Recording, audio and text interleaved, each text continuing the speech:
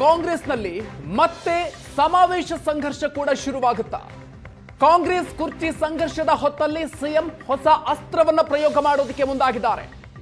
High command ಕಟ್ಟಿ ಹಾಕೋದಕ್ಕೆ ಮುಖ್ಯಮಂತ್ರಿಗಳು ಹೊಸ ರಣತಂತ್ರವನ್ನ ಹೆಣೆದಿದ್ದಾರೆ. ಸಿಎಂ ಬದಲಾವಣೆಗೆ ಕೈ ಹಾಕದಂತೆ ಅಹಿಂದ ಅಸ್ತ್ರವನ್ನ ಪ್ರಯೋಗ ಮಾಡೋದಕ್ಕೆ ಈಗ ಮುಂದಾಗಿರೋದು ಕುತೂಹಲಕ್ಕೆ ಕಾರಣ ಆಗಿದೆ. ಬೆಂಬಲಿಗರ ಮೂಲಕ ಅಹಿಂದ ದಾಳವನ್ನ ಮುಖ್ಯಮಂತ್ರಿಗಳು ಉರುಳಿಸಿದ್ರ ಹಾಗಾದ್ರೆ ಕಾಂಗ್ರೆಸ್ನಲ್ಲಿ ನಡೀತಾ ಇರುವಂತ ಬೆಳವಣಿಗೆಯಲ್ಲಿ ಈಗ ಹೊಸ ಟ್ವಿಸ್ಟ್ ಸಿಗ್ತಾ ಇದೆ. ಜನವರಿ 25ರಂದು ಮೈಸೂರಿನಲ್ಲೇ ಅಹಿಂದ ಸಮಾವೇಶವನ್ನ ನಡೆಸೋದಕ್ಕೆ ಈಗ ನಿರ್ಧಾರವನ್ನ ಮಾಡಲಾಗಿದೆ. ಈ ಮೂಲಕ ನನ್ನನ್ನ ಮುಟ್ಟಿದ್ರೆ ಅಹಿಂದ ಮತಗಳು ಚದುರತ್ತೆ ಅನ್ನುವಂತ ಸಂದೇಶವನ್ನ ರವಾನೆ ಮಾಡೋದಕ್ಕೆ ಮುಂದಾಗಿರೋದು. ಒಂದ್ ಕಡೆಯಲ್ಲಿ ಅತ್ತ ದೆಹಲಿಗೆ ಹೋದ್ರೂ ಕೂಡ ಹೈಕಮಾಂಡ್ ಅನ್ನ ಭೇಟಿಯಾಗಿಲ್ಲ ಡಿಕೆ ಶಿವಕುಮಾರ್ ಅವರು. ಬೇರೆ ಹುದ್ದೆಗಿಂತ ಕಾರ್ಯಕರ್ತನಾಗಿರೋದಕ್ಕೆ ಇಷ್ಟ ಅನ್ನುವಂತ ಹೇಳಿಕೆಯನ್ನು ಕೊಟ್ಟಿದ್ದಾರೆ ಡಿಕೆ ಶಿವಕುಮಾರ್ ಅವರು. ಡಿಕೆ ಶಿವಕುಮಾರ್ ಅವರ ಈ ಹೇಳಿಕೆಯ ಹಿಂದಿನ ಅರ್ಥ ಏನು? ಕಾಂಗ್ರೆಸ್ನಲ್ಲಿ ನಡೀತಾ ಇರುವಂತಹ ಬೆಳವಣಿಗೆಗೆ ಈಗ ಹೊಸತೊಂದು ಟ್ವಿಸ್ಟ್ ಸಿಕ್ಕಿದೆ. ಮುಖ್ಯಮಂತ್ರಿ ಸಿದ್ದರಾಮಯ್ಯನವರು ಈಗ ಅಹಿಂದ ಅಸ್ತ್ರವನ್ನ ಪ್ರಯೋಗ ಮಾಡೋದಕ್ಕೆ ಮುಂದಾಗಿರೋದು. ಬೆಂಬಲಿಗರ ಮೂಲಕ ಅಹಿಂದ ದಾಳವನ್ನ ಮುಖ್ಯಮಂತ್ರಿಗಳು ಉರುಳಿಸಿದ್ರ ಹಾಗಾದ್ರೆ? ಜನವರಿ 25ನೇ ತಾರೀಕು ಮೈಸೂರಿನ ವಸ್ತು ಪ್ರದರ್ಶನ ಪ್ರಾಧಿಕಾರದ ಆವರಣದಲ್ಲಿ ಒಂದು ಅಹಿಂದ ಸಮಾವೇಶವನ್ನ ಮಾಡಬೇಕು ಅಂತ ಹೇಳಿ ನಾವು ಮೊನ್ನೆ ಎಲ್ಲ ಚರ್ಚೆ ಮಾಡಿ ಬಹಳಷ್ಟು ಜನಕ್ಕೆಲ್ಲ ದೂರವಾಣಿ ಮೂಲಕ ಕೂಡ ಮನವಿ ಮಾಡಿದ್ದೀವಿ. ಹೈಕಮಾಂಡ್ ಒಂದು ಸಂದೇಶ ಕೊಡಬೇಕು. ಕರ್ನಾಟಕ ರಾಜ್ಯದಲ್ಲಿ ಇನ್ನೊಂದು ರಾಜಸ್ಥಾನ ಆಗಬಾರ್ದು. ಯಾಕಂದ್ರೆ ಶಕ್ತಿಯಾಗಿ ನಿಂತಿದೆ ಅಹಿಂದ ಸಮುದಾಯಗಳು. ಆ ಶಕ್ತಿಯನ್ನ ಸದುಪಯೋಗಪಡಿಸುವಂತ ಕೆಲಸವನ್ನ ಮಾಡ್ಕೋಬೇಕು. ಇವತ್ತು ಶೇಕಡವಾರು ಕರ್ನಾಟಕ ರಾಜ್ಯದಲ್ಲಿ ಮತ್ತು ಭಾರತ ದೇಶದಲ್ಲಿ 65-70% ಕಾಂಗ್ರೆಸ್ ವೋಟ್ ಬ್ಯಾಂಕ್ ಯಾವ್ದಿದೆ ಅಹಿಂದ. ಆ ತರದ ಯಾವ್ದು ಬೆಳವಣಿಗೆಗಳು ಹೈಕಮಾಂಡ್ ಆಸ್ಪದ ಕೊಡಲ್ಲ ಅನ್ನೋ ನಂಬಿಕೆ ನಮ್ಗಿದೆ. ಕೊಡ್ಲೂಬಾರ್ದು. ಅಹಿಂದ ಸಮುದಾಯಗಳನ್ನ, ನಮ್ಮ ಹಕ್ಕುಗಳನ್ನ, ನಮ್ಮ ಆಶೋತ್ತರಗಳನ್ನ ಈಡೇರಿಸಬೇಕು ಅಂತ ಹೇಳಿ ಒತ್ತಾಯವನ್ನ ಮಾಡಿ ಕೆಲವು ಶಾಸಕರುಗಳು ಬಹಳ ಲಘುವಾಗಿ ಮಾತಾಡ್ತಾರೆ. ಅಹಿಂದ ಸಮುದಾಯಗಳ ಮತ ಇಲ್ಲ ಅಂತಂದ್ರೆ ಯಾರು MLA ಆಗಲ್ಲ, ಒಂದು ಗ್ರಾಮ ಪಂಚಾಯತಿ ಮೆಂಬರ್ ಆಗಲ್ಲ. ಸಾಮಾಜಿಕ ಶೈಕ್ಷಣಿಕ ವರದಿ 2ನೇ ಬಾರಿಗೆ ವರದಿ ತಯಾರಾಗಿ ಅದನ್ನ ಅನುಮೋದನೆ ಮಾಡಿ ಅದನ್ನು ಅನುಷ್ಠಾನಗೊಳಿಸಬೇಕು. ಸಿದ್ದರಾಮಯ್ಯ ಮುಖ್ಯಮಂತ್ರಿಗಳಾಗ್ಬಿಟ್ರೆ ಅದನ್ನು ಅನುಷ್ಠಾನಗೊಳಿಸಕ್ ಆಗೋದಿಲ್ಲ. ಆ ಕಾರಣಕ್ಕಾಗಿ ಸಿದ್ದರಾಮಯ್ಯ ಮುಖ್ಯಮಂತ್ರಿ ಹುದ್ದೆಯಿಂದ ಕಿದಾಕ್ಸ್ಬಿಟ್ರೆ ಅನ್ನೋ ಪಟ್ಟಾಭದ್ರ ಹಿತಾಸಕ್ತಿಗಳ ಮುನ್ನಾರ. ಸಿದ್ದರಾಮಯ್ಯ ಪ್ರಸ್ತುತತೆ, ಸಿದ್ದರಾಮಯ್ಯ ಅನಿವಾರ್ಯತೆ ಯಾಕಿದೆ ಅಂತ ಹೇಳುವಂತ ಸಮಾವೇಶ ಇದು. ನಮ್ಮ ಹಕ್ಕೊತ್ತಾಯದ ಸಮಾವೇಶ. ಡಿಕೆ ಶಿವಕುಮಾರ್ ಅವರು ಮುಖ್ಯಮಂತ್ರಿ ಆಗ್ಬಿಟ್ಟು ಎಲ್ಲ ಅಲ್ಲದೇ ಇದೆ. ನಾವು ದೊಡ್ಡ ಸಂಘಟಕ ಚರ್ಚೆಗಳಾಗ್ತಾವ ಮೀಡಿಯಾದ ಬೆಳೆದ್ರೆ ಹೋಗ್ಬಾರ್ದಾದ್ರೆ. ಯಾಕಂದ್ರೆ ನಾವು ಡಿಕೆ ಶಿವಕುಮಾರ್ ವಿರುದ್ಧ ಇಲ್ಲ. ಸಿದ್ದರಾಮಯ್ಯನವರು ವೀಕ್ ಮಾಡಿದ್ರೆ ಅಹಿಂದ ವೀಕ್ ಆಗ್ತದೆ. ಆ ಮೂಲಕ ಕೋಮು ಶಕ್ತಿಗಳು ಅಧಿಕಾರ ನಡೆಸಲಿಕ್ಕೆ ದಾರಿ ಮಾಡ್ಕೋಬೇಕು. ಈ ಸಮಾವೇಶ ಯಾರ ವಿರುದ್ಧನೂ ಅಲ್ಲ. ಇದು ರಾಜಕೀಯ ಶಕ್ತಿಯನ್ನು ಪ್ರದರ್ಶನ ಮಾಡೋ ಸಭೆನೂ ಅಲ್ಲ, ಅಥವಾ ಸಿದ್ದರಾಮಯ್ಯನವರ ಶಕ್ತಿ ಪ್ರದರ್ಶನ ಅಹಿಂದ ಸಭೆನೂ ಅಲ್ಲ. ನಮ್ಮ ಸಮುದಾಯಗಳ ಋಣ ಇದೆ. ಈ ಸಂದರ್ಭದಲ್ಲಿ ನಾವು ಅವ್ರ ಪರವಾಗಿ I can't disclose what all we discussed. We all have joined together, we have worked together, we have brought government together, and every party worker of the state has given their life, given their sweat, and all of them could support to win. And I am very grateful to the people of this Karnataka that they gave us a massive mandate, and whatever we had promised to them, we have delivered to them. We will continue to do so. And I'm very happy. The High Command also gave me a very free hand. Myself and all the team, we all are to as a team. It is not only DK Shivakumar or Siddaramaiah. All the legislators, candidates, the cadres, they have sacrificed a lot of things and they brought us to power. Will you be meeting the High Command as well? Any appointment you have sought with Rahul ji? No. This trip, I am not meeting anyone. This trip, I am not meeting anyone. Kharge Saab is in Delhi, according to me. I love to be a party worker than any position in the party. That is permanent for me. From 1980, I am a party worker. Until today, I am continuing to be 45 years. When you say that this is a show of strength, I wish everyone good luck to them. Sir Rajanna ಅವರು ರಾಹುಲ್ ಗಾಂಧಿ ಅವರಿಗೆ ಒಂದು ಪತ್ರ ಬರೆದಿದ್ದಾರೆ. BLO ಅವರ ಆಯ್ಕೆ ವಿಚಾರದಲ್ಲಿ ಸ್ವಲ್ಪ ಎಡವಟ್ಟಾಗಿತ್ತು. ಅಧ್ಯಕ್ಷರು ಕರೆಕ್ಟ್ ಆಗಿ ಆಯ್ಕೆ ಮಾಡಿದ್ರೆ ಇನ್ನೂ 12-13 ಸೀಟ್ಗಳು ಗೆಲ್ಬೋದಿತ್ತು ನಾವು ಕರ್ನಾಟಕದಲ್ಲಿ. ನನಗಿನ್ನ ಸ್ವಲ್ಪ ಅನುಭವ ಕಡಿಮೆ ಇದೆ, ಟ್ರೈನಿಂಗ್ ತೊಗೊಂಡು ಬರ್ತೀನಿ. ಈಗ ಮಾನ್ಯ ಸಿದ್ದರಾಮಯ್ಯ ಮುಖ್ಯಮಂತ್ರಿ ಕುರ್ಚಿಯಲ್ಲಿ ಮಾನ್ಯ ಸಿದ್ದರಾಮಯ್ಯ ಅವರು ಕೂತಿದ್ದಾರೆ. ನಾನು ಭಾವಿಸ್ತೀನಿ 28ವರೆಗೂ ಅವರೇ ಇರ್ತಾರೆ ಅಂತ ನನ್ನ ಅಭಿಪ್ರಾಯ. ಅಂದರೆ ನಮ್ಮ ಪಕ್ಷ ಹೈಕಮಾಂಡ್ ಪಕ್ಷ ಈ ಬದಲಾವಣೆ ಮಾಡಬೇಕಾದ್ರೆ ಯಾರು ತೀರ್ಮಾನ ತಗೊಳ್ಬೇಕು? ನಮ್ಮಿಂದ ನಿಮ್ಮಿಂದ ಸಾಧ್ಯ ಇಲ್ಲ.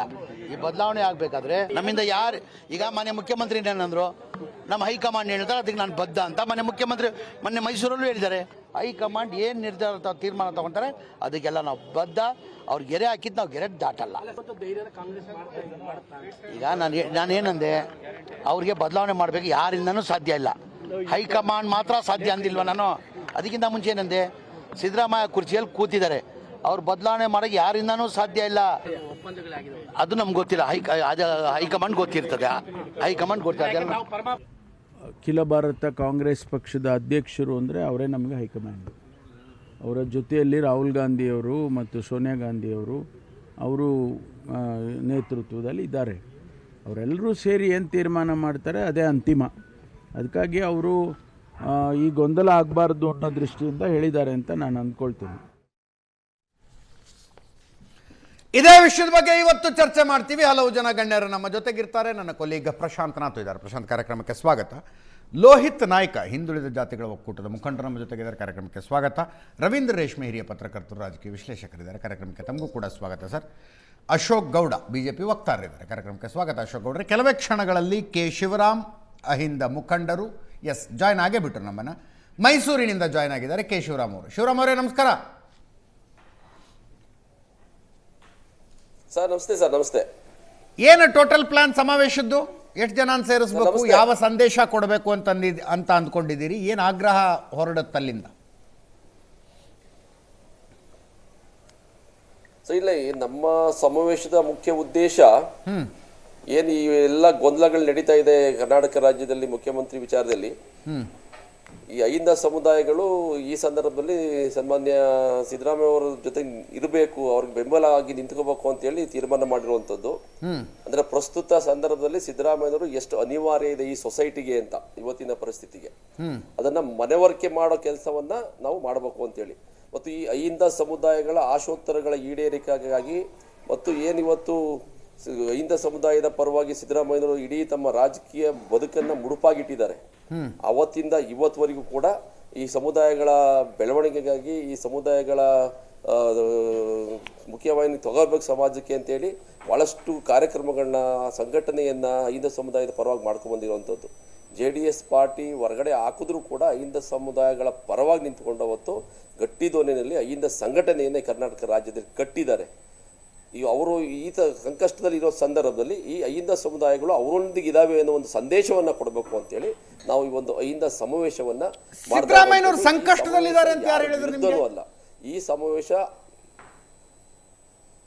ಅಲ್ಲ, ಸಂಕಷ್ಟ ಅಂತಲ್ಲ. ನಾವು ಹೇಳ್ತಾ ಇರೋದು ಏನಂದ್ರೆ, ಈ ಗೊಂದಲಗಳಿದಾವಲ್ಲ, ಈ ಗೊಂದಲಗಳನ್ನ ಸರಿಪಡಿಸುವಂತ ಕೆಲಸ ಆಗ್ಬೇಕು. ಮತ್ತೆ ನಮ್ಮ ಆಶೋತ್ತರಗಳ ಈಡೇರಿಕೆಗಾಗಿ ಮತ್ತು ಸಿದ್ದರಾಮಯ್ಯ ಅವರು ನಡೆದು ಬಂದ ದಾರಿ, ಅವರು ಕೊಟ್ಟಂತ ಕೊಡುಗೆಗಳು ಅಹಿಂದ ಸಮುದಾಯಗಳಿಗೆ ಚರ್ಚೆ ಆಗ್ಬೇಕು ಅಂತ ಹೇಳಿ, ಸಮಾಜಕ್ಕೆ ಅದನ್ನ ತಿಳಿಸಿ ಹೇಳ್ಬೇಕು ಅಂತ ಹೇಳಿ, ಹೈಕಮಾಂಡ್ಗೂ ಕೂಡ ಅದನ್ನ ಮನವರಿಕೆ ಮಾಡಬೇಕು ಅಂತ ಹೇಳಿ ಇವತ್ತು ನಾವೊಂದು ಅಹಿಂದ ಸಮಾವೇಶವನ್ನ ಮಾಡ್ತಾ ಇರುವಂತದ್ದು. ಈಗ ಇನ್ನೊಂದು ಕಡೆಯಿಂದ ಚರ್ಚೆ ಅಪ್ಪ, ಏನು 2.5 ವರ್ಷದ ಹಿಂದೆನೆ ಒಂದು ತೀರ್ಮಾನ ಆಗ್ಬಿಟ್ಟಿತ್ತು, ಒಪ್ಪಂದ ಆಗ್ಬಿಟ್ಟಿತ್ತು. ಆ ಒಪ್ಪಂದವನ್ನು ಜಾರಿಗೊಳಿಸುವ ಸಮಯ ಈಗ ಬಂದಿದೆ ಅಂತಾರೆ ಅವರು. ಒಪ್ಪಂದಕ್ಕೂ ತೀರ್ಮಾನಕ್ಕೂ ನಮಗ್ ಗೊತ್ತಿಲ್ಲ. ಅದು 4 ಕಡೆ ಮದುವೆ ಏನಾಗಿದೆ ಯಾರಿಗೂ ಗೊತ್ತಿಲ್ಲ. ಅದು ಯಾರು ಹೇಳುವಿಲ್ಲ ಕೂಡ. ಕಾಂಗ್ರೆಸ್ ಹೈಕಮಾಂಡ್ ಕೂಡ ಹೇಳಿಲ್ಲ, ಬೇರೆ ಯಾವ ನಾಯಕರು ಕೂಡ ಹೇಳಿಲ್ಲ. ಅದಕ್ಕೂ ನಮಗೂ ಸಂಬಂಧ ಇಲ್ಲ. ನಮ್ಮ ಉದ್ದೇಶ ಏನು ಅಂತಂದ್ರೆ, 2.5 ವರ್ಷಗಳ ಕಾಲದಲ್ಲಿ ಮುಖ್ಯಮಂತ್ರಿಗಳಾಗಿ ಸಿದ್ದರಾಮಯ್ಯರು ಒಂದೇ ಒಂದು ಕಪ್ಪಿ ಚುಕ್ಕೆ ಇಲ್ಲೇ ಆಡಳಿತವನ್ನು ನೀಡ್ತಾ ಇದ್ದಾರೆ. ಗ್ಯಾರಂಟಿ ಯೋಜನೆಗಳನ್ನ ಬಹಳ ಸಮರ್ಥವಾಗಿ ಜಾರಿಗೊಳಿಸ್ತಾ ಇದ್ದಾರೆ. ಸುಮಾರು 60ರಿಂದ 70 ಸಾವಿರ ಕೋಟಿ ವರ್ಷಕ್ಕೆ ಮಾಡೋದು ಅಷ್ಟು ಸುಲಭ ಇಲ್ಲ. ಅದ್ರ ಜೊತೆಗೆ ಹಲವಾರು ಕಾರ್ಯಕ್ರಮಗಳನ್ನ ಈ ಸಮುದಾಯಗಳಿಗೋಸ್ಕರ ಕೊಟ್ಟಿದ್ದಾರೆ. ಸೊ ಆ ಸಂದರ್ಭದಲ್ಲಿ ಸಿದ್ದರಾಮಯ್ಯನವ್ರನ್ನ ಬದಲಾವಣೆ ಮಾಡುತ್ತೀನಿ ಅಂತ ಚರ್ಚೆ ಮಾಡೋದೇ ಅಪ್ರಸ್ತುತ. ನಾನು ಹೇಳುವಂಥದ್ದು ಚರ್ಚೆ ಆಗ್ಬೇಕು ಅಂತ ಕೆಲವು ಕಾಂಗ್ರೆಸ್ ಮುಖಂಡ ಶಾಸಕರುಗಳು ಮತ್ತು BJP ಪಕ್ಷದ ಮುಖಂಡರುಗಳು ಆ ಚರ್ಚೆನೇ ಅಪ್ರಸ್ತುತ. ಸೊ ಆ ಉದ್ದೇಶದಿಂದ ಇದಕ್ಕೆಲ್ಲ ಗೊಂದಲ ಆಗಿತ್ತು, ಬಿಟ್ಟಿತ್ತು, ಮಾತು ಕೊಟ್ಟಿದ್ರು, ಬಿಟ್ಟಿದ್ರು, ಅದು ಯಾವುದು ಲೆಕ್ಕಕ್ಕೆ ಬರೋದಿಲ್ಲ ಆಗಿದ್ರೆ ಅಂತ ನೀವು ಹೇಳ್ತಾ ಇರೋದು? ಹಂಗಂತ ಆ ಥರ ಆಗಿದೆ ಅಂತ ಯಾರು ಹೇಳಿಲ್ಲಲ್ಲ. ಓಕೆ, ಎಲ್ಲೂ ಸುಮ್ಮನೆ ಯಾರು ಅವ್ರಿಗೆ ಬೇಕಾದಾಗ ಯಾರು ಚರ್ಚೆ ಮಾಡ್ತಿರ್ಬೋದು, ಊಹಾಪೋಹಗಳದು. ಯಾರು ನಿಖರವಾಗಿ ಕಾಂಗ್ರೆಸ್ ಹೈಕಮಾಂಡ್ ಹೇಳಿದೆಯಾ ಮಾತುಕತೆ ಆಗಿದೆ ಅಂತೇಳಿ 2 ವರ್ಷಕ್ಕೆ? ಈಗ ಕಾಂಗ್ರೆಸ್ ಶಾಸಕಾಂಗ ಪಕ್ಷದ ಸಭೆಯಲ್ಲಿ ಶಾಸಕರುಗಳು ಇವ್ರನ್ನ ಆಯ್ಕೆ ಮಾಡಿರೋದು ಶಾಸಕಾಂಗದ ಪಕ್ಷದ ನಾಯಕರನ್ನಾಗಿ. ಅಂದ್ರೆ ಅದು 2-2.5 ವರ್ಷಕ್ಕೆ ಅಂತ ಆಯ್ಕೆ ಮಾಡಿಲ್ಲ ಅಲ್ಲ, ಅವ್ರನ್ನ ಶಾಸಕಾಂಗ ಪಕ್ಷದ ನಾಯಕ ಅವಧಿ ಇರುವವರೆಗೆ, ಅಂದ್ರೆ 5 ವರ್ಷಗಳ ಅವಧಿಗೆ ಆಯ್ಕೆ ಮಾಡುವಂಥದ್ದು. ಒಂದು ಸರ್ಕಾರದ ಅವಧಿ 5 ವರ್ಷ. ಸೊ 5 ವರ್ಷದ ಅವಧಿಗೆ ಅವ್ರನ್ನ ಆಯ್ಕೆ ಮಾಡಿರುವಂಥದ್ದು. ಸೊ ಆ ನಿಟ್ಟಿನಲ್ಲಿ ಈಗ ಭಾಳ ವ್ಯವಸ್ಥಿತವಾಗಿ ಸಮರ್ಥವಾದ ಆಡಳಿತ ನೀಡುವಂಥ ಸಂದರ್ಭದಲ್ಲಿ ಅದನ್ನು ಗೊಂದಲ ಸೃಷ್ಟಿ ಮಾಡುವಂಥದ್ದು ಸರಿಯಲ್ಲ. ಆ ಕಾರಣಕ್ಕಾಗಿ ಹೈಕಮಾಂಡ್ ಮಧ್ಯಪ್ರವೇಶ ಮಾಡಬೇಕು ಅಂತ ನಾವು ಒತ್ತಾಯ ಮಾಡ್ತಿರೋದು. ಯಾಕೆ ಅಂತ ಅಂದರೆ, ಈ ಅಹಿಂದ ಸಮುದಾಯಗಳಿದಾವಲ್ಲ, ಇವು ಕಾಂಗ್ರೆಸ್ ಪಕ್ಷದ ಬೆನ್ನೆಲುಬಾಗಿ ಅವತ್ತಿಂದ ಇವತ್ತುವರೆಗೆ ವೋಟ್ ಬ್ಯಾಂಕ್ ಆಗಿದೆ. ಈ ಕೆಲವು ಪಟ್ಟಭದ್ರ ಹಿತಾಸಕ್ತಿಗಳು ಏನು ಮಾಡ್ತಾ ಇದ್ದಾವೆ, ಈ ವೋಟ್ ಬ್ಯಾಂಕ್ನ ಛಿದ್ರ ಮಾಡಲಿಕ್ಕೆ ಈ ಒಂದು ರೀತಿಯ ಗೊಂದಲವನ್ನು ಸೃಷ್ಟಿ ಮಾಡ್ತಾ ಇದೆ. ಅದು ಆಗಬಾರ್ದು. ಯಾಕೆಂದರೆ ಸಿದ್ದರಾಮಯ್ಯನವರು ಅಹಿಂದ ಸಮುದಾಯದ ಅಸ್ಮಿತೆ, ತಳ ಸಮುದಾಯಗಳಿಗೆ ತಂದೆ ಸ್ಥಾನದಲ್ಲಿ ನಿಂತ್ಕೊಂಡು ನಮ್ಮ ಪರವಾಗಿ ಗಟ್ಟಿ ಧ್ವನಿಯಲ್ಲಿ ನಮ್ಮ ಕಷ್ಟ ಸುಖಗಳಿಗೆ ಧ್ವನಿಯಾಗಿ ನಿಂತಿದ್ದಾರೆ. ಸೊ ಆ ಸಂದರ್ಭದಲ್ಲಿ ಈ ರೀತಿಯ ಗೊಂದಲ ಸೃಷ್ಟಿ ಮಾಡೋದ್ರ ಮೂಲಕ ಅಹಿಂದ ಸಮುದಾಯದ ವೋಟ್ ಬ್ಯಾಂಕ್ ಅನ್ನು ಛಿದ್ರ ಮಾಡಲಿಕ್ಕೆ ಕೆಲವು ಪಟ್ಟಭದ್ರ ಹಿತಾಸಕ್ತಿಗಳು ಹೊರಟಿದ್ದಾವೆ. ಇದಕ್ಕೆ ಒಂದು ಗೊಂದಲಕ್ಕೆ ತೆರೆ ಎಳಿಬೇಕು ಅಂತ ಶಿವರಾಮ್ ಅವರೇ ಪ್ರಶಾಂತ್ ನಾಥ್ ಅವರು ಮಾತಾಡ್ತಾರೆ ನೋಡಿ. ಶಿವರಾಮ್ ಅವರೇ, ಪಟ್ಟಭದ್ರ ಹಿತಾಸಕ್ತಿಗಳಂದ್ರೆ ಯಾರು? ಈಗ DK ಶಿವಕುಮಾರ್ ಅವರು ಪ್ರಯತ್ನ ಮಾಡ್ತಿದ್ದಾರಪ್ಪ, ನಾನು ಮುಖ್ಯಮಂತ್ರಿ ಆಗಬೇಕು ಅಂತ. ಇಲ್ಲ, DK ಶಿವಕುಮಾರ್ ಇವರು ಚೆನ್ನಾಗೇ ಇದ್ದಾರೆ. ಅವರು ಹೇಳಿದ್ದಾರೆ, ಇವರು ಹೇಳಿದ್ದಾರೆ, ನಾವು ಜೊತೆಗೆ ಸರ್ಕಾರ ಮಾಡ್ಕೊಂಡು ಹೋಗೋಣ ಅಂತ. ಆದರೆ ಬೇರೆಯ ಹೊರಗಡೆನ ಶಕ್ತಿಗಳು ಈ ರೀತಿಯ ಗೊಂದಲವನ್ನು ಸೃಷ್ಟಿ ಮಾಡುವಂಥ ಕೆಲಸ ಆಗ್ತಾ ಇದೆ. ಅದು ಆಗಬಾರ್ದು ಅಂತೇಳಿ ನಾವು ಒತ್ತಾಯ ಮಾಡ್ತಾ ಇರೋದು ಭಾಳ ಪ್ರಮುಖವಾಗಿ.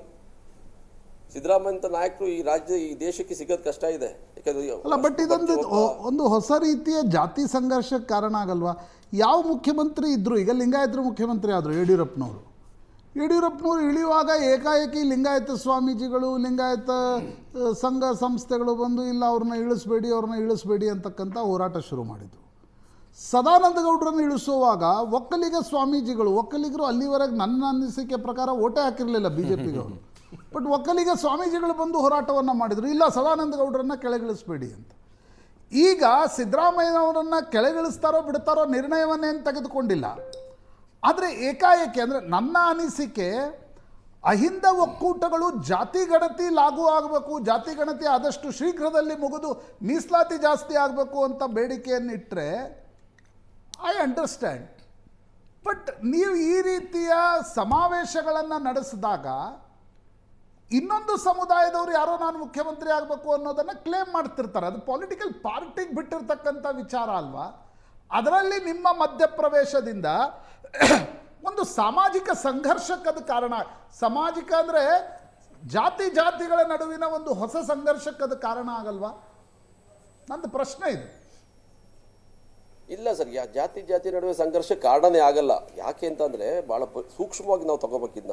ಯಾಕೆಂದರೆ ಕಾಂಗ್ರೆಸ್ಗೆ ಸುಮಾರು 65% ಅಷ್ಟು ಮತದಾರರು ಅಹಿಂದ ಸಮುದಾಯ. ನಾವು ವೋಟ್ ಹಾಕಿದ್ವಿ ಚುನಾವಣೆಗಳಲ್ಲಿ. ಸೊ ನಮ್ಮ ಹಕ್ಕೊತ್ತಾಯಗಳಿದ್ದಾವೆ. ಈಗ ನೋಡ್ರಿ, ಜಾತಿ ಜನಗಣತಿ ನಾವು ಬೆಳಗ್ಗೆ ಅದನ್ನೇ ಚರ್ಚೆ ಮಾಡೋದು. ಮೊದಲನೇ ಬಾರಿಗೆ ಜಾತಿ ಜನಗಣತಿ ಮಾಡಿಸಿದಂಥ ಸಂದರ್ಭದಲ್ಲಿ ಆ ವರದಿನ ಹೊರಗಡೆ ಬರೋಕ್ಕೆ ಬಿಡಲಿಲ್ಲ. ಸಿದ್ದರಾಮಯ್ಯನವರು ಮುಖ್ಯಮಂತ್ರಿ ಆಗಿದ್ರೂ ಕೂಡ. ಸೊ ಅದನ್ನು ಮತ್ತೆ ಹೊಸದಾಗಿ ಮಾಡಬೇಕು ಅಂತೇಳಿ 2ನೇ ಬಾರಿಗೆ ಈಗ ಜಾತಿ ಜನಗಣತಿಯಾಗಿ ಅದು ವರದಿ ಆಗ್ತಾ ಇದೆ, ವರದಿ ತಯಾರಾಗ್ತಾ ಇದೆ. ಸೊ ಅದನ್ನು ಜಾರಿಗೊಳಿಸುವ ನಿಟ್ಟಿನಲ್ಲಿ ಕ್ರಮ ಆಗಬೇಕಾಗಿದೆ. ಸೊ ಈ ಹೊತ್ತಿನಲ್ಲಿ ಈ ಸಮುದಾಯಗಳಿಗೆ ಸಾಮಾಜಿಕ ನ್ಯಾಯ ಸಿಗಬೇಕು. ಶತಮಾನಗಳಿಂದ ಶೋಷಣೆಗೆ ಒಳಗಾಗಿರುವಂಥದ್ದು. ಈಗ ನೋಡ್ರಿ, 23 ಜನ ಮುಖ್ಯಮಂತ್ರಿ ಆಗಿದ್ದಂಥ ಸಂದರ್ಭದಲ್ಲಿ ನಾವು ಪಟ್ಟಿ ತಗೋಬೇಕು. ಸಾಮಾಜಿಕ ನ್ಯಾಯ ಹೇಗೆ ಸರ್ವಾಗಿದೆ, ಸಮಾಜಕ್ಕೆ ಎಷ್ಟು ಜನ ಮುಖ್ಯಮಂತ್ರಿಗಳು ಯಾವ್ಯಾವ ಸಮುದಾಯದವರು ಆಗಿದ್ದಾರೆ, ಯಾವ್ಯಾವ ಸಂದರ್ಭದಲ್ಲಿ ಆಗಿದ್ದಾರೆ. ಸೊ ಇದನ್ನೆಲ್ಲ ನಾವು ತಗೊಂಡಾಗ ಸಾಮಾಜಿಕ ನ್ಯಾಯ ಇನ್ನೂ ಸಿಗ್ತಾ ಇಲ್ಲ. ಆಗ ಮತ್ತೊಂದು ಜಾತಿಯವರು ಪ್ರಶ್ನೆ ಕೇಳ್ತೀರಾ, ಹಾಗಾದ್ರೆ 2013ರಿಂದ 18, 23ರಿಂದ 25ರ ಮಧ್ಯಭಾಗದಲ್ಲಿ ಬಂದ್ರಲ್ರಿ. ಸಾಮಾಜಿಕ ಸರ್ವೇಕ್ಷಣೆ ಶುರು ಆಗಿದ್ದು 2013ರಲ್ಲಿ. 5+1 ವರ್ಷ ಕುಮಾರಸ್ವಾಮಿ, 6 ವರ್ಷ, 8.5 ವರ್ಷಗಳ ಕಾಲ ಏನ್ ಮಾಡ್ತಿದ್ರು? ಆಗ ಸಿದ್ದರಾಮಯ್ಯನವರು ಸಮನ್ವಯ ಸಮಿತಿ ಅಧ್ಯಕ್ಷರಾಗಿದ್ರು. ಹೇಳ್ತಾರೆ ಸರ್, ಈಗ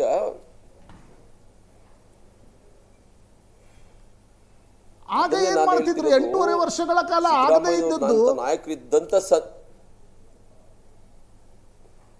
ಅವ್ರು ಮುಖ್ಯಮಂತ್ರಿ ಆಗಿ ಅದನ್ನ ವರದಿಯನ್ನು ಸ್ವೀಕಾರ ಮಾಡಕ್ ನಿಮ್ಗೆ ಏನೆಲ್ಲ ಗಲಾಟೆಗಳಾಯ್ತು ಗೊತ್ತಲ್ಲ ನಿಮ್ಗೆ? ವಿರೋಧ ಮಾಡಿದ್ರು. ಅಲ್ರಿ ಆ ಗಲಾಟೆಗಳು ಮುಂದೂ ಆಗ್ಬೋದು. ಬೇರೆಯವರೆಲ್ಲ ವಿರೋಧ ಮಾಡಿದ್ರು. ಅದೇ ಪ್ರಶ್ನೆ ಕೇಳ್ತಿದ್ದೀನಿ. ನಮ್ಮ ರಕ್ಷಣೆಗೆ ಆ ಗಲಾಟೆಗಳನ್ನ ನಿಭಾಯಿಸುವ ಶಕ್ತಿ ಇದೆ ಅಂತ ಸಿದ್ದರಾಮಯ್ಯನವ್ರನ್ನ ಮುಖ್ಯಮಂತ್ರಿ ಮಾಡಿದ್ದಾನೆ. ಆ ಉದ್ದೇಶಕ್ಕೆ ಏನ್ ಪೂರ್ಣ ಬಹುಮತ ಸಿಕ್ಕಿದೆ ಕಾಂಗ್ರೆಸ್ ಪಕ್ಷಕ್ಕೆ. ಈ ಸಮುದಾಯಗಳು ಸಿದ್ದರಾಮಯ್ಯ ನಾಯಕತ್ವದಲ್ಲಿ, ಸಿದ್ದರಾಮಯ್ಯ ನೇತೃತ್ವದಲ್ಲಿ ಮತ ಕೊಟ್ಟಿದ್ದಾವೆ. 5 ವರ್ಷಕ್ಕೆ ಪೂರ್ಣಾವಧಿ ಸರ್ಕಾರಕ್ಕೆ ಮತ ಕೊಟ್ಟಿದ್ದಾವೆ. ಆ ಉದ್ದೇಶದಿಂದ ನಾವು ಮಕ್ಕೊತ್ತಾಯನ ಮಾಡ್ತಾ ಇದ್ದಾವೆ. ಈ ಪೂರ್ಣಾವಧಿಗೆ ಸಿಎಂ ಮುಖ್ಯಮಂತ್ರಿಗಳಾಗಿ ಇರಲಿ ಅಂತ. ನಮ್ಗಿನ್ನೂ ಸವಲತ್ತುಗಳು ಸಿಗಬೇಕು, ಜಾತಿ ಜನಗಣತಿ ವರದಿ ಜಾರಿ ಆಗಬೇಕು, ಇನ್ನು ಹಲವಾರು ಕಾರ್ಯಗಳು ನಮ್ಗೆ ಆಗಬೇಕಾಗಿದೆ. ಸೊ ಆ ಕಾರಣಕ್ಕಾಗಿ ಮುಖ್ಯಮಂತ್ರಿಯಾಗಿ ಪೂರ್ಣಾವಧಿಗೆ ನಾವು ಬಹುಮತ ಸಿಕ್ಕಿರೋದ್ರಿಂದ, ಜನಾದೇಶ ಕೊಟ್ಟಿರೋದ್ರಿಂದ, ಶಾಸಕಾಂಗ ಪಕ್ಷದಲ್ಲಿ ನಾಯಕನಾಗಿ ಆಯ್ಕೆ ಮಾಡಿರೋದ್ರಿಂದ ಪೂರ್ಣಾವಧಿಗೆ ಇರಬೇಕು ಅಂತ ನಾವು ಹೇಳ್ತಿರೋದು. ಬೇರೆ ಆಗಬಾರ್ದು ಅಂತ ನಾವೆಲ್ಲೂ ಹೇಳ್ತಾ ಇಲ್ಲ. ಡಿ.ಕೆ. ಶಿವಕುಮಾರ್ ಸಮರ್ಥಿದ್ರೆ ಮುಖ್ಯಮಂತ್ರಿ ಆಗಕ್ಕೆ ಎಲ್ಲ ಅರ್ಹತೆಯೂ ಕೂಡ ಇದೆ, ನಾವು ಅದನ್ನ ಡಿನೇ ಮಾಡ್ತಾ ಇಲ್ಲ. ಆದರೆ ಈ ವ್ಯವಸ್ಥಿತವಾದ ಟೆಕ್ನಿಕಲ್ ಇದಿದ್ದವಲ್ಲ, ಅದನ್ನ ಅರ್ಥ ಮಾಡ್ಕೋಬೇಕು. ಅದನ್ನ ಅರ್ಥ ಮಾಡಿಕೊಂಡು ಸಮಾಜವನ್ನು ಕಟ್ಟುವಂತ ಕೆಲಸದಲ್ಲಿ ಕಾಂಗ್ರೆಸ್ ಪಕ್ಷನ ಮುನ್ನಡೆಸ್ಕೊಂಡು ಹೋಗೋ ನಿಟ್ಟಿನಲ್ಲಿ ಮುಂದುವರಿಬೇಕು. ಅದು ಬಹಳ ಪ್ರಮುಖವಾಗಿ ನಾವು ಚರ್ಚೆ ಮಾಡ್ತಾ ಇರೋದು. ಕಾಂಗ್ರೆಸ್ ಪಕ್ಷಕ್ಕೆ ಡ್ಯಾಮೇಜ್ ಆಗುತ್ತೆ ಇದೆಲ್ಲ ಇದು ಮಾಡ್ಕೊಂಡು ಹೋದ್ರೆ. ಮುಂದಿನ ದಿವಸಗಳಲ್ಲಿ ಕಾಂಗ್ರೆಸ್ ಪಕ್ಷಕ್ಕೆ ವೋಟ್ ಬ್ಯಾಂಕ್ ಡಿಸ್ಟರ್ಬ್ ಆಗ್ತದೆ. ಸೊ ಅದ್ರ ಬಗ್ಗೆ ಯೋಚನೆ ಮಾಡ್ಬೇಕು ನಾವು, ಅದನ್ನ ಆಲೋಚನೆ ಮಾಡಬೇಕು ಸಮಾಜದಲ್ಲಿ. ಸೊ ಅದು ಬಹಳ ಪ್ರಮುಖವಾಗಿ ಇವತ್ತು ಚರ್ಚೆ ಆಗಬೇಕಾಗಿರುವಂಥದ್ದು. ಈಗ ನಮ್ಮ ಸ್ವಾರ್ಥಕ್ಕೆ ಅಥವಾ ನಮ್ಮ ಯಾವುದೋ ಒಂದು ಇದಕ್ಕೆ ನಾವು ಮುಖ್ಯಮಂತ್ರಿ ಬದಲಾವಣೆ ಮಾಡ್ಬಿಡಿ ನಾವು 4 ಜನ ಹೇಳೋದು ಬೇರೆ. ಬಟ್ ಅದ್ರ ಒಂದ್ಸಲ ಈ ವಾದಗಳು ಹೆಂಗ ಅನಿಸ್ತಾವಂದ್ರೆ, ಈ ಜಾತಿ ಸ್ಪೆಸಿಫಿಕ್ ವಾದಗಳು ಈ ರಾಜ್ಯದಲ್ಲಿ ಮುಖ್ಯಮಂತ್ರಿ ಆಗ್ತಕ್ಕಂಥ ಯೋಗ ಬರೀ ಸಿದ್ದರಾಮಯ್ಯನವರಿಗೆ, ಯಡಿಯೂರಪ್ಪನವರ ಕುಟುಂಬಕ್ಕೆ, ದೇವೇಗೌಡರ ಕುಟುಂಬಕ್ಕೆ. JDS ಬಂದರೆ ಬೇಸ್ ವೋಟ್ ಬ್ಯಾಂಕ್ ಒಕ್ಕಲಿಗರು, ದೇವೇಗೌಡರ ಕುಟುಂಬದವ್ರು ಮುಖ್ಯಮಂತ್ರಿ ಆಗಬೇಕು. BJP ಅವರು ಬಂದರೆ ಲಿಂಗಾಯತರ ವೋಟ್ ಬ್ಯಾಂಕ್ ಇದೆ, ಆ ವೋಟ್ ಬ್ಯಾಂಕ್ನ ಆಧಿಪತ್ಯ ಇರೋದು ಯಡಿಯೂರಪ್ಪನವ್ರ ಕೈಯಲ್ಲಿ, ಅವರು ಮುಖ್ಯಮಂತ್ರಿ ಆಗಬೇಕು. ಕಾಂಗ್ರೆಸ್ ಬಂದರೆ ಸಿದ್ದರಾಮಯ್ಯನವರು 7.5 ವರ್ಷಗಳ ಕಾಲ ಮುಖ್ಯಮಂತ್ರಿ ಇದ್ದಾರೆ, ಅವರೇ ಮುಂದುವರಿಸಬೇಕೋ ಬೇಡೋ ಪಾರ್ಟಿಗೆ ಬಿಟ್ಟ ವಿಚಾರ. ನಾನು ಸುಮ್ಮನೆ ನಿಮ್ಮೊಂದು ಪ್ರಶ್ನೆ ಅಂತ ಕೇಳ್ತಿದ್ದೀನಿ. ಹಾಗಿದ್ದಲ್ಲಿ ಉಳಿದ ಸಮುದಾಯಗಳು ಮುಖ್ಯಮಂತ್ರಿ ಆಗೋದು ಯಾವಾಗ? ಹಿಂದೆ ಬಂಗಾರಪ್ಪನವರು ಆದ್ರಪ್ಪ ಈಡಿಗರು, ವೀರಪ್ಪ ಮೊಯ್ಲಿಯವರು ಮುಖ್ಯಮಂತ್ರಿ ಆದ್ರು, ಧರ್ಮ್ ಸಿಂಗ್ ಅವರು ಮುಖ್ಯಮಂತ್ರಿ ಆದ್ರು. 23 ಜನ ಮುಖ್ಯಮಂತ್ರಿಗಳಾಗಿದ್ದಂಥ ಸಂದರ್ಭದಲ್ಲಿ ಇವತ್ತುವರೆಗೂ ಸಾಮಾಜಿಕ ನ್ಯಾಯ ಶುರುವಾಗಿಲ್ಲ. ಅದನ್ನೇ ನಾನು ಹೇಳ್ತಿರೋದು. ಇನ್ನು ಬಹಳಷ್ಟು ಸಮುದಾಯಗಳು ಮುಖ್ಯಮಂತ್ರಿ ಆಗೋದಿರಲಿ, MLAಗಳೇ ಆಗಕ್ಕಾಗಿಲ್ಲ. ಇವತ್ತು MLAಗಳಿಗೆ ಆಗಕ್ಕಾಗ್ತಿಲ್ಲ. ಸಣ್ಣ ಪುಟ್ಟ ಸಮುದಾಯಗಳು ಇವತ್ತು ತಗೊಂಡ್ರೆ ಅದೊಂದು ದೊಡ್ಡ ಪಟ್ಟಿನೇ ಇದೆ. MLA ಎಲ್ಲ ನೀವು ಗ್ರಾಮ ಪಂಚಾಯತಿ ಮೆಂಬರ್ ಆಗಕ್ಕಾಗಿಲ್ಲ ಸಮುದಾಯಗಳು ಇವತ್ತು, ಸಣ್ಣ ಸಮುದಾಯಗಳಲ್ಲಿ. ಆದ್ರೆ ಅವೆಲ್ಲ ಕಾಂಗ್ರೆಸ್ ಪರ ವೋಟ್ ಹಾಕೊಂಡ್ ಬಂದಿದೆ, ಸಾಮಾಜಿಕ ನ್ಯಾಯ ನಿರೀಕ್ಷೆನಲ್ಲಿದ್ದಾವೆ. ಸೊ ಈ ರೀತಿಯ ಪರಿಸ್ಥಿತಿಗಳಿದ್ದಾಗ ನಾವು ಕೇಳೋದ್ರಲ್ಲಿ ತಪ್ಪಿಲ್ಲ. ಪಾಪ ಅವರು 10ನೇ ಕ್ಲಾಸ್ ಪಾಸ್ ಮಾಡಕ್ಕೆ ಎಷ್ಟೋ ನಾನು ಸುಮ್ಮನೆ ಕೂತ್ಕೊಂಡು ಕೇಳಿಸ್ಕೊತಾ ಇದ್ದೀನಿ ಅಷ್ಟೇ. ನನಗೆ ಇಡೀ ಭಾರತದಲ್ಲಿ ಬರುವ ಅತಿ ದೊಡ್ಡ ಪ್ರಶ್ನೆ ಅಂದರೆ, ಅಹಿಂದದವರು ಮುಖ್ಯಮಂತ್ರಿಯಾಗಿ ಅಹಿಂದದವ್ರನ್ನ ಉದ್ಧಾರ ಮಾಡಬೇಕು, ಒಕ್ಕಲಿಗರ ಮುಖ್ಯಮಂತ್ರಿಯಾಗಿ ಒಕ್ಕಲಿಗರನ್ನ ಉದ್ಧಾರ ಮಾಡಬೇಕು, ಲಿಂಗಾಯತರ ಮುಖ್ಯಮಂತ್ರಿಯಾಗಿ ಲಿಂಗಾಯತರನ್ನ ಉದ್ಧಾರ ಮಾಡಬೇಕು. ಈ ವಾದ ಹೋಲ್ಡ್ಸ್ ಗುಡ್ ಆಗಿದ್ರೆ ಶಿವರಾಮ್, ಅಂಬೇಡ್ಕರ್ ಸಂವಿಧಾನಕ್ಕೆ ಜಯವಾಗಲಿ. ಈ ವಾದ ಹೋಲ್ಡ್ಸ್ ಗುಡ್ ಆಗಿದ್ರೆ ಬಿಹಾರದಲ್ಲಿ ತೇಜಸ್ವಿ ಯಾದವ್ ತಡೆಲಿಕ್ಕೆ ಈ ಪಟ್ಟದ ವೋಟಿಂಗ್ ನಡೀತದೆ. ಅಜಿತ್ ಸರ್ ಒಂದು ನಿಮಿಷ ಹೇಳಿ ಶಿವರಾಮ್ ಅವರೇ. ಯೋಚನೆ ಮಾಡಬೇಕು.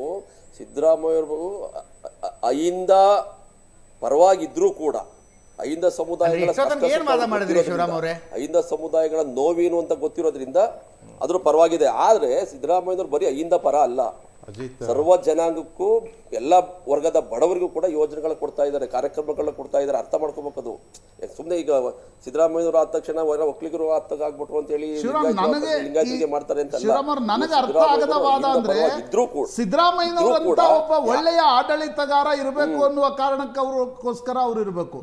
ಸಿದ್ದರಾಮಯ್ಯನವರಂತ ಒಬ್ಬ ನಾನ್ ಕರಪ್ಟ್ ಮುಖ್ಯಮಂತ್ರಿಯಪ್ಪ ಅನ್ನುವ ಕಾರಣಕ್ಕೋಸ್ಕರ ಅವರನ್ನ, ಸಿದ್ದರಾಮಯ್ಯನವರಂತ ಅನುಭವ ಇರತಕ್ಕಂತ ಹಣಕಾಸಿನ ನಿರ್ವಹಣೆಯನ್ನ ಬಲ್ಲವರು ಇರಬೇಕು, ಅನ್ನಭಾಗ್ಯಕ್ಕೆ ಸಪೋರ್ಟ್ ಮಾಡ್ತಾರೆ ಅನ್ನುವ ಕಾರಣಕ್ಕೆ ಇರಬೇಕು ಅಂತ ನೀವು ಹೇಳಿದ್ರೆ ನಾನು ನಿಮ್ಮ ವಾದವನ್ನ ಒಪ್ಕೊಳ್ತಾ ಇದ್ದೆ. ಕೊನೆಗೆ ನಿಮ್ಮ ರಾಜಕೀಯ ನಾಯಕರು ಮತ್ತು ನಾಯಕತ್ವ ಎಲ್ಲಿ ನಮ್ಮ ಜಾತಿಯವರು ಇದ್ದಾರ್ರಿ, ಆ ಕಾರಣದಿಂದ ಇರ್ರಿ ಅನ್ನುವ ವಾದ ಹೊರಟ್ರೆ, ನಾನು ಹೇಳಿದೆ ಅಲ್ಲ, 3 ಜನರ ಸುತ್ತ ಈ ರಾಜಕಾರಣ ಸುತ್ತಾ ಇರುತ್ತೆ. ಪ್ರಶಾಂತ್, ನಾನು ಅದನ್ನೇ ಮೊದಲು ನಿಮಗೆ ಪ್ರಸ್ತಾಪ ಮಾಡಿದ್ದು. ಸಿದ್ದರಾಮಯ್ಯನವರು 2.5 ವರ್ಷಗಳ ಕಾಲ ಬಹಳ ಸಮರ್ಥವಾಗಿ ಆಡಳಿತ ಕೊಡ್ತಾ ಇದ್ದಾರೆ, ಗ್ಯಾರಂಟಿ ಯೋಜನೆಗಳನ್ನ ಬಹಳ ಸಮರ್ಥವಾಗಿ ಕೊಡ್ತಾ ಇದ್ದಾರೆ. ಒಬ್ಬ ದಕ್ಷ ಆಡಳಿತಗಾರ, ನುರಿತ ಅನುಭವ ಇರುವಂತ ಒಬ್ಬ ಹಿರಿಯ ರಾಜಕೀಯ ಇದನ್ನೇ ಹೇಳಿ ನಾನು. ನಿಮ್ಮ 10 ನಿಮಿಷಗಳ ಸಾಮಾಜಿಕ ನ್ಯಾಯ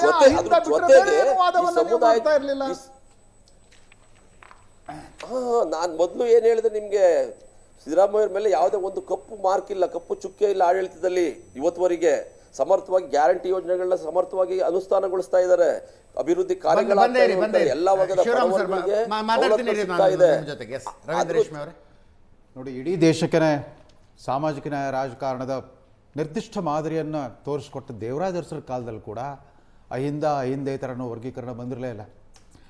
ಕಡೆಗೇನಾಯಿತು, 1980ರಲ್ಲಿ ದೇವರಾಜ ಅರಸರು ಇನ್ನೇನು ರಾಜೀನಾಮೆ ಕೊಡ್ತಾರೆ ಅಂತ ಖಚಿತವಾಗ್ತಿರೋಂಗೆ ರಾತ್ರೋರಾತ್ರಿ 90 ಜನ ಶಾಸಕರು, ಬಹುಪಾಲು ದೇವರಾಜ ಅರಸರೇ ಸೃಷ್ಟಿ ಮಾಡಿದ 2ನೇ ತಲೆಮಾರಿನ ಹಿಂದುಳಿದ ವರ್ಗ, ಇದು ಸಣ್ಣ ಪುಟ್ಟ ಜಾತಿಗಳ ಶಾಸಕರುಗಳು ಸಾಮೂಹಿಕ ಪಕ್ಷಾಂತರ ಮಾಡಿಬಿಟ್ರು. ದೇಶದ ಚರಿತ್ರೆಯಲ್ಲೇ ರಾತ್ರೋರಾತ್ರಿ ಶ್ರೀಕಂಠಯ್ಯನವ್ರ ನೇತೃತ್ವದಲ್ಲಿ 90 ಜನ ಪಕ್ಷಾಂತರ ಮಾಡಿಬಿಟ್ಟು ಗುಂಡೂರಾಯನ ಮುಖ್ಯಮಂತ್ರಿ ಮಾಡಿಬಿಟ್ರು.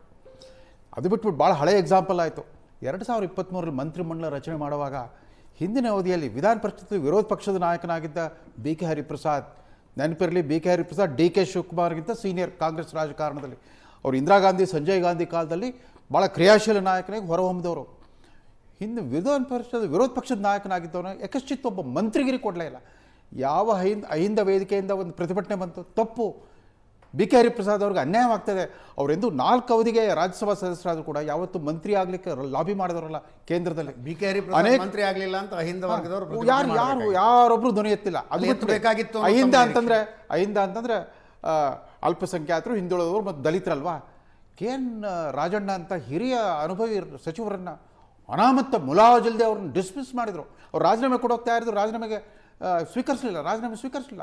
ಅನಾಮತ್ತಾಗಿ ಅವ್ರನ್ನ ಡಿಸ್ಮಿಸ್ ಮಾಡಿದಾಗ ಯಾವ ಅಹಿಂದ ವೇದಿಕೆಯಿಂದ ಒಂದು ಕೂಗು ಬಂತೇಳಿ ಪ್ರತಿಭಟನೆ ತಪ್ಪಿದು, ಅವ್ರಿಗೆ ಅನ್ಯಾಯ ಮಾಡ್ತಿದ್ದೀರಾ ಅಂತಂದ್ಬಿಟ್ಟು ಅವರು ಓಟ್ ಚೋರಿಗೆ ಸಂಬಂಧಪಟ್ಟಂತೆ ಕೊಟ್ಟ ಹೇಳಿಕೆ ತಿರುಚಲಾಗಿದೆ. ಮತ್ತೊಂದು ಅದೇನೇ ಇರಲಿ, ಆ ಥರ ಅವಮಾನಕಾರಿಯಾಗಿ ಅವ್ರನ್ನ ಡಿಸ್ಮಿಸ್ ಮಾಡೋದ್ರಲ್ಲ ಯಾವ ಅಹಿಂದ ವರ್ಗದವ್ರು ಧ್ವನಿ ಎತ್ತಿದ್ರು. ನಾನು ಮತ್ತೊಂದು ಪ್ರಶ್ನೆ ಕೇಳ್ತೀನಿ, ಈ ಥರ ಜಾತಿ ಬಲ ಪ್ರದರ್ಶನದ ಒಂದು ಪ್ರವೃತ್ತಿ ಹಿಂಗೆ ಮುಂದುವರ್ಸ್ಕೊಂಡು ಹೋಗ್ಬಿಟ್ರೆ ಈ ಅಹಿಂದೇತರ ಅನ್ನೋ ಆ ವರ್ಗೀಕರಣ ಇದೆಯಲ್ಲ, ಅದೆಷ್ಟು ಅಮಾನುಷವಾಗಿ ಕಾಣುತ್ತೆ. ಅಹಿಂದೇತರರು ಮನುಷ್ಯರಲ್ವಾ? ಅಹಿಂದೇತರು ಈ ರಾಜ್ಯದ ನ್ಯಾಯವಂತ ಪ್ರಜೆಗಳಲ್ವಾ? ಈ ದೇಶದ ಸಂವಿಧಾನವನ್ನು ಗೌರವಿಸುವಂಥ ನಾಗರಿಕರಲ್ವಾ? ಎಲ್ಲಿವರೆಗೂ ಇದನ್ನು ಎಳಿತಾ ಹೋಗ್ತೀರಾ? ಆಮೇಲೆ ಕಳೆದ 24 ವರ್ಷದಿಂದ ಒಬ್ಬ ಅಹಿಂದ ನಾಯಕ, 51ನೇ ವಯಸ್ಸವರೆಗೂ ಏನೂ ಆಗಿರ್ತಿದ್ದ ನಾಯಕ 24 ವರ್ಷದಿಂದ ನಂಬರ್ 1 ಸ್ಥಾನದಲ್ಲಿದ್ದಾನೆ. ಅವ್ರ ಪಕ್ಷದವ್ರು ಹೇಳ್ಕೊಳ್ಳೋದಿಲ್ಲ. ನರೇಂದ್ರ ಮೋದಿ ದೇಶದ ಪ್ರಪ್ರಥಮ ಹಿಂದುಳಿದ ವರ್ಗ, ನಿಜವಾದ ಹಿಂದುಳಿದ ವರ್ಗದ ಪ್ರಧಾನಮಂತ್ರಿ ಅಂತಂದ್ಬಿಟ್ಟು 24 ವರ್ಷದಿಂದ ಆತ 1ನೇ ಸ್ಥಾನದಲ್ಲಿದ್ದಾನೆ. ಎಲ್ಲಿಂದ ಅಹಿಂದ ಅಂತಂದರೆ ಅನುಕೂಲ ಸಿಂಧುವಾಗಿ ಯಾರೋ ಒಬ್ಬ ನಿರ್ದಿಷ್ಟ ನಾಯಕನ ಪರವಾಗಿ ಇದನ್ನು ಅಹಿಂದ ತರ್ಕವನ್ನು ತರ್ತಿರಲ್ಲ ನೀವು. ಅದೆಲ್ಲ ಸುಭದ್ರವಾಗಿದ್ದಾಗ, ಸುರಕ್ಷಿತವಾಗಿದ್ದಾಗ ಜೈ ಹಿಂದ ಅನ್ನೋದು, ಕಂಟಕ ಬಂದಾಗ ಅಹಿಂದ ಅನ್ನೋ ಆ ವಿಚಾರಧಾರೆಯನ್ನು ಎತ್ತಿರಲ್ಲ. ಇದು ಎಲ್ಲ ಒಂದು. ಆಮೇಲೆ ಕರ್ನಾಟಕದಂಥ ರಾಜ್ಯದಲ್ಲಿ 1977ರಲ್ಲೇ ಮೀಸಲಾತಿ ಬಂದುಬಿಡ್ತು ಇತರ ಹಿಂದುಳಿದ ವರ್ಗಗಳಿಗೆ. ಆಮೇಲೆ ಅತ್ಯಂತ ಪರಿಣಾಮಕಾರಿಯಾದ ಮೀಸಲಾತಿ ವ್ಯವಸ್ಥೆ ಬಂತು. 50 ವರ್ಷ ಆದರೂ ಕೂಡ ಇನ್ನೂ ಬದಲಾವಣೆ ಆಗೇ ಇಲ್ವಾ? ಆ ಇತರ ಹಿಂದುಳಿದ ವರ್ಗಗಳು ಒಂದು ಹೊಸ ಮಧ್ಯಮ ವರ್ಗ ಬಂದಿಲ್ವಾ? ಒಂದು ಶ್ರೀಮಂತ ವರ್ಗ ಬಂದಿಲ್ವಾ? ರಾಜಕೀಯವಾಗಿ ಬಲಿಷ್ಠವಾಗಿರೋ ಅನೇಕ ಜಾತಿಗಳು ಮುಂದೆ ಬಂದಿಲ್ವಾ? ಇನ್ನೂ ಕೂಡ ಅದೇ ತರ್ಕವನ್ನು ಬಳಸ್ತಾ ಇರ್ತೀರಿ.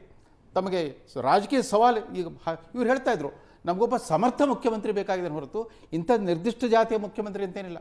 ಕಾಂಗ್ರೆಸ್ ಪಕ್ಷದಲ್ಲಿರೋ ಶಾಸಕರ ಬಗ್ಗೆ ಸರ್ವಶ್ರೇಷ್ಠ ನಾಯಕ ಅಂತ ನಾವೆಲ್ಲ ಸಿದ್ದರಾಮಯ್ಯನವ್ರು ಗೌರವಿಸೋದು, ಅವ್ರು ಕುರುಂಬ ಅಂತ ಸುಮ್ಮನೆ ಕುತೂಹಲದಿಂದ ಕೂತ್ಕೊಂಡು ಕೇಳ. ಸಿದ್ದರಾಮಯ್ಯನವ್ರನ್ನ ಪ್ರಶ್ನೆಗಳು ಭಾಳ ಬರ್ತಾವ್ರಿ ಮನಸ್ಸಿನಲ್ಲಿ, ಪ್ರಶ್ನೆಗಳು ಭಾಳ ಬರ್ತಾವೆ. ಸುಮ್ಮನೆ ಕೂತ್ಕೊಂಡು ನಿಮಗೆ ಈಗ ಇನ್ನೂ ಲೋಹಿತ್ ಅವ್ರು ಹೇಳೋದು ಕೇಳಿಸ್ಕೊಳ್ಳಿ. ಎಸ್ ಲೋಹಿತ್ ಅವರೇ? ಅಜಿತ್, ನೀವು ಇದ್ರ ಬಗ್ಗೆ ಜಾತಿ ಸಮೀಕ್ಷೆ ಮತ್ತು ಜಾತಿಯ ಬಗ್ಗೆ ತುಂಬ ಮಾತಾಡಿದ್ದೀವಿ. ನಿಮಗೆ ಅದು ಜಾತಿಯ ತಾರತಮ್ಯಗಳಾಗಲಿ ಅದು ನಿಮ್ಮ ತಲೆ ಹೊಕ್ಕಲ್ಲ. ಅದು ಯಾಕೆಂತಂದರೆ ಇವರ 1,500 ವರ್ಷಗಳ ಹಿಂದೆ ಸಹಿತ ತೀರ್ಥಂಕರಗಳು ನಿಮಗೆ ಈ ಜಾತಿಯ ತಾರತಮ್ಯದಿಂದ ಹೊರಗಡೆ ಹಾಕ್ಬಿಟ್ಟಿದ್ದಾರೆ. ನಾವಿನ್ನೂ ಅಲ್ಲೇ ಬಿದ್ದು ಸತ್ತು ಸಾಯ್ತಾ ಇದ್ದೀವಿ. ಆ ಕಾರಣಕ್ಕೋಸ್ಕರ ಈ ಅಹಿಂದದ ವರ್ಗದವರಿಗೆ ಈ ನೋವುಗಳು ಗೊತ್ತಿದೆ. ಇರಲಿ, ಹಿರಿಯರಾಗಿ ಜಾತಿ ತಾರತಮ್ಯ, ಜಾತಿ ಭೇದ, ಅಸ್ಪೃಶ್ಯತೆ ಅದನ್ನು ನಾನು ಅಲ್ಲಗಳಿತಾ ಇಲ್ಲ ಲೋಹಿತ್ ಅವರೇ. ಆ ವರ್ಗಗಳಿಗೆ ಅಂದರೆ ಅದರಿಂದ ತುಳಿತಕ್ಕೊಳಗಾಗಿ ಹಿಂದುಳಿದಿರುವಂತಹ ವರ್ಗಗಳನ್ನು ಮೇಲೆತ್ತುವುದಕ್ಕೆ ಅದೇ ವರ್ಗದ ಮುಖ್ಯಮಂತ್ರಿಯೇ ಆಗಬೇಕು ಅನ್ನೋ ವಾದ ಎಷ್ಟರ ಮಟ್ಟಿಗೆ ಸಾಂವಿಧಾನಿಕ ಅನ್ನೋದು ನನ್ನ ಪ್ರಶ್ನೆ. ಅದು ಬಾಬಾ ಸಾಹೇಬ್ರ ಮಾಡೆಲ್.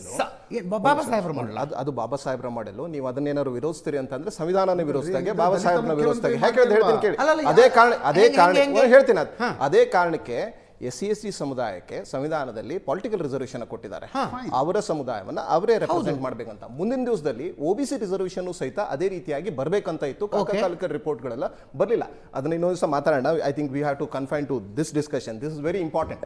ಇವತ್ತು ನೋಡಿ, ಬಾಬಾ ಸಾಹೇಬ್ ಅಂಬೇಡ್ಕರ್ ಅವರ ಕನಸಾಗಿತ್ತು ದಲಿತರು ಬರೀ ರಾಷ್ಟ್ರಪತಿ ಆಗಬಾರ್ದು, ಪ್ರಧಾನಮಂತ್ರಿ ಆಗಬೇಕು, ಮುಖ್ಯಮಂತ್ರಿ ಆಗಬೇಕು ಅಂತ ಅದನ್ನು ಹೇಳಿ ಮತ್ತೆ ಮಾಡಿ ಕರ್ನಾಟಕದಲ್ಲಿ ಆಗ್ತಾರೆ. ಅದೇ ಅಹಿಂದ ಚಳವಳಿ ಅಲ್ಲ ಸರ್. ಅಹಿಂದ ಚಳವಳಿ ಅಂತಂದ್ರೆ ಯಾವುದೋ ಒಂದು ಜಾತಿಯ ಅಥವಾ ಒಂದು ವ್ಯಕ್ತಿಯ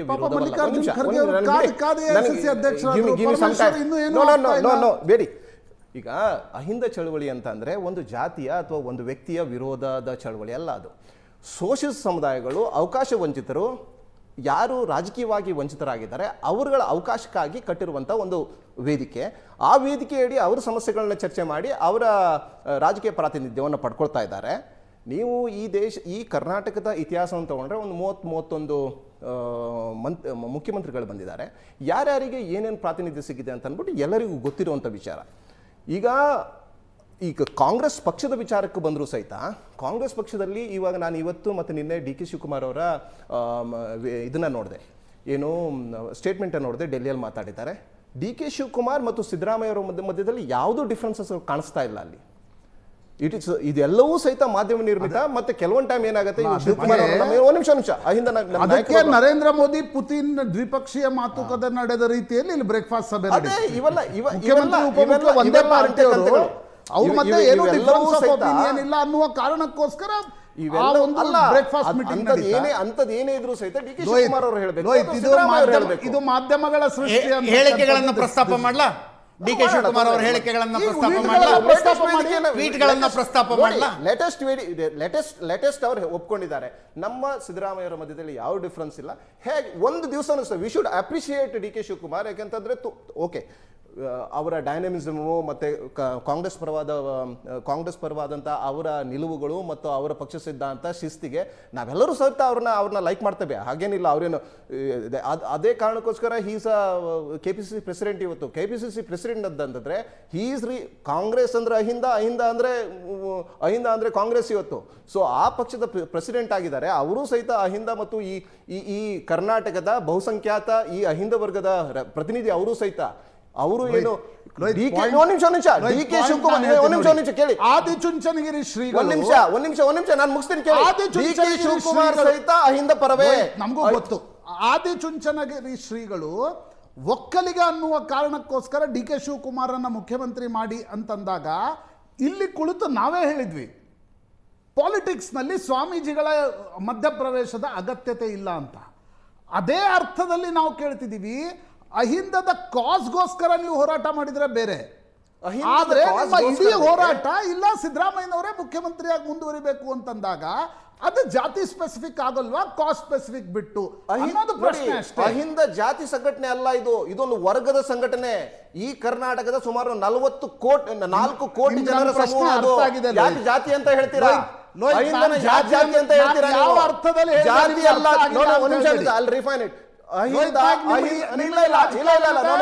ರಾಜಕಾರಣದ ಸಣ್ಣ ಸಣ್ಣ ಅಂಶಗಳು ಅರ್ಥ ಆಗ್ತವೆ ನೋಡಿ. ಅದನ್ನ ಡಿಫೈನ್ ಮಾಡಬಾರ್ದು. ಅಹಿಂದ ಜಾತಿ ಸಂಘಟನೆ ಅಲ್ಲ, ಜಾತಿಗಳ ಸಂಘಟನೆ. ಸರಿಯಪ್ಪ, ಜಾತಿಗಳ ಸಂಘಟನೆ ಮಾತ್ರ ಇವರು ಮುಖ್ಯಮಂತ್ರಿ ಅಂತ ಹೇಳಿದಾಗ ಪ್ರಶ್ನೆಗಳನ್ನು ಕೇಳ್ತೀವಿ ನಾವೆಲ್ಲ. ನಂಗೊಂದು ಸಣ್ಣ ಬ್ರೇಕ್ ಟೈಮ್ ಆಗಿದೆ, ಒಂದು ಬ್ರೇಕ್ ಮುಗಿಸ್ಕೊಂಡು ವಾಪಸ್.